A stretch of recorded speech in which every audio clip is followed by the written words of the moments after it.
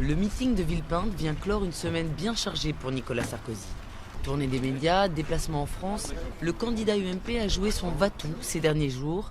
Objectif, rattraper le retard sur son adversaire PS, François Hollande.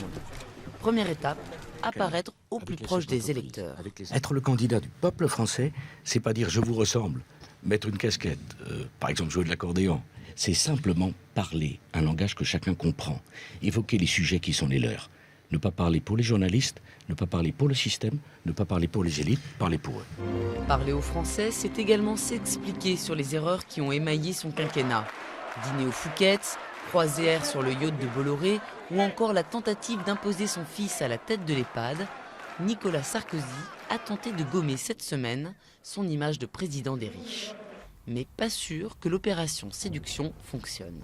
Il y a un rejet concernant sa personne, une interrogation concernant son bilan et une difficulté de sa part à pouvoir faire en sorte que son projet, dans le cadre de la prochaine présidentielle, soit enthousiasmant, ou en tout cas amène les Français à le privilégier.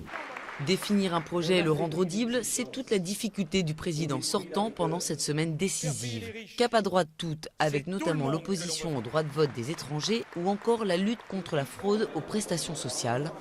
Voilà les premiers contours du projet qui devrait être présenté dans son intégralité à son grand meeting de campagne dimanche.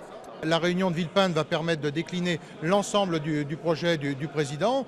Et ensuite, dans chacune de nos fédérations, dans chacune de nos circonscriptions, on relève, vous savez, une campagne, c'est un moment d'explication et de débat.